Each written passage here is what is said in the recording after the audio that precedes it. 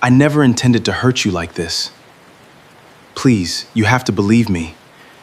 The rain had stopped an hour ago, but Amara Whitfield still heard it, a phantom rhythm tapping against the window of the sunroom, the way phantom pain sometimes returned to the legs she could no longer trust. She sat in her wheelchair near the glass, watching water bead and slide down in crooked lines, and thought about how everything in this house had once felt permanent. The chandelier Kendrick had insisted on, the oak table too large for two people, the marriage. 18 months ago, a delivery truck had run a red light on Cortlandt Avenue and folded her sedan like paper. She remembered very little of the accident itself, a flash of white, the smell of scorched rubber, but she remembered every day since, with unbearable clarity. The surgeries, the rehabilitation center with its beige walls and relentless optimism. The moment Dr. Yusuf had explained, gently, that the nerve damage in her lower spine might improve with time, or might not, and that no one could promise her which. Kendrick had been there for the first 3 months. She gave him that. He had sat by her hospital bed with his tie loosened and his jaw tight, holding her hand like a man holding onto a railing in a storm. But somewhere between month 4 and month 6, his visits had shortened. His phone had become a permanent extension of his hand. And by month 9, he had started saying things that, in isolation, sounded almost reasonable. We should talk about long-term care options. Maybe it's time to think about what's realistic, but which, taken together, formed a slow current pulling them apart. She heard his car in the driveway now, the particular impatient way he braked. Kendrick Ashworth Whitfield drove like a man who believed traffic existed to inconvenience him specifically. He came in without calling out her name first, which was new. He used to say Amara the moment he crossed the threshold, an old habit from their courtship, when he'd wanted to hear her answer before he even saw her face. Now he simply appeared in the doorway of the sunroom, still in his charcoal suit, a leather folder under his arm. "We need to talk," he said. "You could say hello first." He didn't smile. That, more than the folder, told her something had shifted. Kendrick sat across from her, not beside her, choosing the armchair instead of the ottoman he usually pulled close. He set the folder on the table between them, like a man laying down a hand of cards he'd already decided to play. "I've been thinking about this for a long time," he began. "Longer than I probably should have kept it to myself." "Thinking about what?" "Us. This." He gestured vaguely, and she understood the gesture included her chair, her body, the ramp he'd had installed at the front door with such visible reluctance. "I don't think I'm the man you need anymore, Amara. I don't think I ever will be." She kept her face still. She had learned, in the last year and a half, how to keep her face still while everything beneath it rearranged itself. "Say what you mean, Kendrick." He exhaled, and for a moment she saw something like shame cross his features. There and gone, like a bird passing over water. "I didn't sign up to spend my life as a caretaker. I know how that sounds. I know it's ugly. But I built Ashworth Design from nothing, Imara, and I can't build a company and be your—" He stopped himself, but not soon enough. "My what?" she said quietly. "Say it." "I didn't mean, say it." His jaw worked. "Your burden. I feel like a burden to you, and you've become one to me. There. Is that honest enough?" The rain had started again, soft against the glass, and Amara sat very still, feeling the words settle into her chest, the way cold settles into a house with a door left open. Burden, not the accident, not the wheelchair. Her, the whole of her, reduced to a weight he no longer wished to carry. "I've already spoken to an attorney," he continued, sliding the folder toward her, as though it were a business proposal, and not the end of 11 years. "I want this to be clean, Amara, amicable. You'll be taken care of. I'm not trying to leave you with nothing." "How generous," she said, and her voice did not shake, though something inside her did. "Don't do that." "Do what?" "Make me the villain. You know this hasn't been easy for either of us." She looked at him, really looked, The way she used to look at blueprints before she'd stopped drafting them for a living, searching for the load-bearing walls, the places where the whole structure depended on something small and easily overlooked. She had loved this man. She had loved the version of him that used to bring her coffee before she asked for it, that used to stay up late, listening to her talk about the buildings she wanted to design one day, the ones that would outlive them both. She wondered when that man had quietly moved out and left this one in his place. "You should go," she said finally. "I have calls to make." Something flickered across his face, surprise maybe, that she hadn't begged, hadn't wept, hadn't given him the scene he'd braced for. "Imara, you've made your decision, Kendrick. I'm not going to spend tonight trying to talk you out of your own conscience. Go." He left the folder on the table. She heard the front door close, gentler than she expected, as though some old habit of consideration hadn't entirely deserted him. Then the car pulled away, and the house went quiet, except for the rain. Imara sat alone for a long time before she reached for the folder. She did not open it right away. Instead, she turned her wedding ring once around her finger, the way she'd done 1,000 times over 11 years. A nervous habit that had once meant, "I am still here, still yours," and now meant something closer to "how did we arrive here?" She thought of her father, dead 6 years now, sitting across from her at this same table the week before her wedding, his reading glasses pushed up into his gray hair, a stack of documents between them. "You don't have to sign anything you don't understand, Imara," he'd said. "Not even for love. Especially not for love." She had signed plenty that week, but not everything Kendrick had assumed she'd signed. That was the part he had never asked about, because he had never needed to, not until now. 3 weeks later, Imara sat in the office of Solange Adeyemi, family attorney and, more importantly, the woman who had drawn up the trust documents Imara's father left behind. The office smelled of leather and old paper, a smell Imara found strangely comforting, like a room where truths were kept safe rather than hidden. "He filed," Imara said, sliding the papers across the desk. 2 weeks ago, irreconcilable differences." Solange scanned the documents with the unhurried thoroughness of a woman who had seen 100 marriages end and knew that speed rarely served anyone. Does he know about Whitfield Cortez Holdings? No. Does he know the building his firm operates out of belongs to the trust? That the line of credit he used to expand the firm 3 years ago was collateralized against trust assets? Assets your father left specifically to you, not to the marriage? He knows the trust exists. He's never asked what's in it. Imara allowed herself something close to a smile, thin and without much warmth. "Kendrick has never once, in 11 years, asked me a question about money that wasn't really a question about himself." Solange set the divorce filing down and folded her hands. "Then I imagine this is going to be an interesting few months." Imara looked out the window at the gray Atlanta skyline, at the cranes lifting steel over half-finished buildings, at a city that never stopped becoming something else. She thought about her legs, which might never carry her across a room again, unassisted, and about the parts of her that had never needed legs to stand firm at all. "I'm not looking for revenge," she said, and meant it, mostly. "I'm looking for the truth to catch up to him. Those aren't the same thing." "They rarely start out the same thing," Solange said, "but sometimes they arrive at the same address." Ashworth Design occupied the top 2 floors of a converted textile warehouse in Old Fourth Ward, all exposed brick and steel beams, the kind of space that photographed beautifully for architecture magazines and cost a fortune in build-out. Kendrick had been proud of that building. He used to bring clients up the industrial staircase slowly, letting them absorb the space, letting them understand, without him ever saying it outright, that a man who could build an office like this could build anything. What he had never dwelt on, not once in 3 years, was who actually owned it.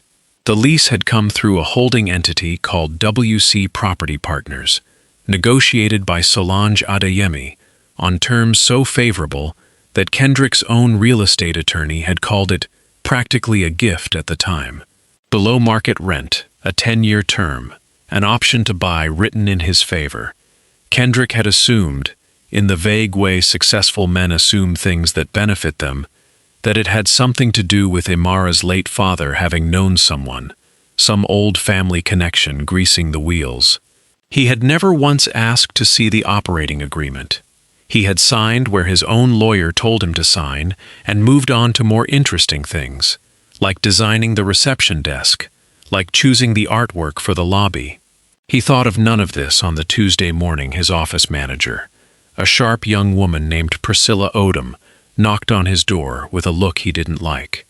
"There's a letter," she said, "from WC Property Partners, certified. Probably a rent adjustment. Open it. I think you should open it yourself, Mr. Ashworth." He read it twice before the words fully assembled themselves into meaning.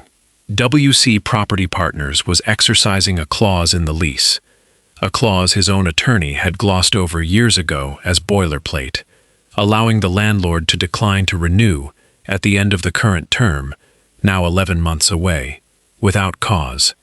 There was also a formal notice that the firm's existing line of credit, the one that had funded the expansion into the second floor, had been collateralized in part against assets held by Whitfield Cortez Holdings, a trust entity.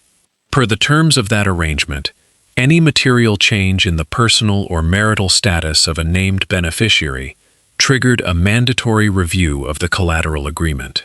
Kendrick read the phrase "named beneficiary" 3 times before it clicked into place, cold and sudden, like a door slamming somewhere down a long hallway. "Get me Marcus," he said. "Now." His real estate attorney, Marcus Feld, arrived within the hour, looking apologetic in the particular way of men who had missed something obvious and knew it.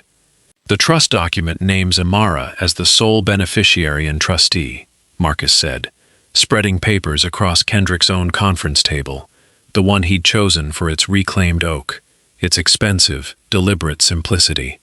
Her father structured it that way specifically. "It's not community property, Kendrick." It was never community property. It predates the marriage, and it was never commingled. She kept scrupulous records. Her signature is required for any collateral arrangement involving trust assets, which means she agreed to back your credit line, personally, voluntarily. "Why would she do that?" Kendrick said, though even as he said it, some old memory was surfacing. Imara, 6 years into their marriage, sitting across from him with a stack of papers, saying, "I want to help you grow this, Kendrick, but I need you to understand what it means if things ever go wrong between us." He remembered brushing past the warning, the way he'd brushed past so much of what she said in those years, already reaching for his phone, already thinking about the next client call. "Because she loved you," Marcus said simply, "and because, apparently, she's not stupid." Kendrick sat down heavily in his own chair. Through the window behind him, the city he'd built a career photographing and reshaping carried on indifferent to the fact that the floor beneath his firm, literally, structurally, belonged to the woman he had called a burden 3 weeks earlier in their sunroom. "Fix this," he said. "I can try to negotiate," Marcus said carefully. "But Kendrick, I need you to understand the position you're in. If she chooses not to renew the collateral agreement, the bank can call the loan. If she chooses not to renew the lease, you have 11 months to relocate an entire firm, and every landlord in this market is going to ask why your last landlord let you go. This isn't a negotiation you're in a position to win from strength. She wouldn't do that to me." Marcus looked at him for a long moment, the look of a man deciding how much honesty a client could bear. "With respect, you filed the papers, Kendrick, not her." Imara had not orchestrated the letter's timing. She wanted to be honest with herself about that, if nothing else. Solange had simply done what any competent attorney would do the moment a marriage entered dissolution, reviewed every entangled asset, every guarantee, every place where the crumbling architecture of a marriage touched the load-bearing walls of a business. The letter was not an act of war, it was an act of clarity. But she would be lying if she said there wasn't some small, quiet satisfaction in imagining Kendrick's face as he read it. She sat with that satisfaction for exactly one evening, turning it over like a stone in her palm, and then she set it down. Her father had not raised her to enjoy watching people fall. He had raised her to understand that some falls were simply the truth arriving late. She thought often, in those weeks, about the early years, about the version of Kendrick who used to sit on the floor beside her drafting table while she worked, long after most husbands would have gone to bed, asking her questions about cantilevers and load distribution, not because he needed to know, but because he wanted to watch her explain something she loved. She had been the one with the architecture degree, the eye for structure, before an economic downturn, and then, later, a car that ran a light, took first her firm and then her legs. Kendrick had been the ambitious junior designer she'd mentored at her old firm, hungry and talented, and a little desperate to matter. She had believed in him before anyone else had. She wondered, some nights, whether that belief had been a gift or a mistake. Mostly, she landed on both. Her physical therapist, a patient, unhurried man named Julian Reyes, had told her early in her recovery that healing rarely moved in a straight line, that some days would feel like progress, and others would feel like standing at the bottom of the same hill she'd already climbed. She thought that was true of the rest of her life, too. Some days she felt like a woman reclaiming ground. Other days she simply felt tired and sad and unwilling to perform strength for anyone watching. Kendrick called her 4 times that week. She let all 4 calls go to voicemail. On the 5th attempt, he texted instead, "We need to talk about the trust. This affects both of us." She looked at the message for a long time before typing back, "It affects your firm, Kendrick. My trust was never ours. You made that distinction yourself when you called me a burden. I'm simply respecting it." He didn't reply for 2 days. When he finally did, it was 3 words. "That's not fair." She almost laughed, alone in the sunroom, the rain starting up again, against the glass, like an old familiar friend. Fair, she thought, as if fairness were a word he'd earned the right to invoke. The meeting took place in Solange's office on a gray Thursday in late October, 6 weeks after the divorce filing, and 4 after the letter from WC Property Partners. Kendrick arrived first, in a suit that fit slightly looser than it had 2 months ago, the particular thinness of a man who had stopped sleeping well. He did not bring Marcus. He came alone, which surprised Imara more than she expected it to. Solange wheeled a chair out from behind her desk so Imara could sit comfortably at the round conference table rather than across a formal divide, and Imara appreciated the gesture more than she said aloud. "I asked for this meeting," Kendrick said, before anyone else could speak, "so I should probably start." "Go ahead," Imara said.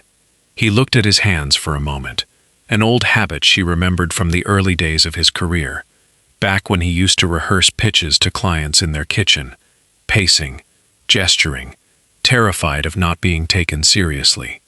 "I've spent the last month trying to figure out how to fix the business problem," he said. "New landlord, new credit line, buy out the collateral agreement somehow. I had Marcus running numbers for weeks, and somewhere in the middle of all that, it occurred to me that I hadn't spent 5 minutes trying to fix the actual problem. Which is me," he said. "What I did, what I said to you, in the sunroom, like you were a line item I'd decided to write off." He exhaled. "I've been telling myself a story for over a year, Imara, that I was overwhelmed, that I never signed up for this, that taking care of you was erasing the life I thought I was building, and there's some truth in that. I won't stand here and pretend there wasn't fear in it, real fear, about what our life was becoming. But somewhere along the way, the fear turned into something uglier. It turned into resentment. And I let the resentment write the ending, instead of dealing with the fear like a grown man." Imara said nothing. She had waited a long time to hear something like honesty from him, and now that it had arrived, she found she wanted to sit inside the silence a moment longer before she let him fill it. "I didn't know about the trust structure," Kendrick continued. I want to say that plainly, because I know how this looks. Like I'm only sorry now that there are consequences. And maybe there's truth in that too. I can't promise you my remorse is uncomplicated. But I want you to know that finding out what you built, what you protected, quietly, for years, without ever once holding it over me, it didn't make me angry at you, Amara. It made me ashamed of myself. You had every reason to walk into this room today and let the business collapse around me. You didn't have to give me this conversation. You've given me more grace than I gave you in that sunroom. I'm not doing this out of grace, Imara said finally, her voice even.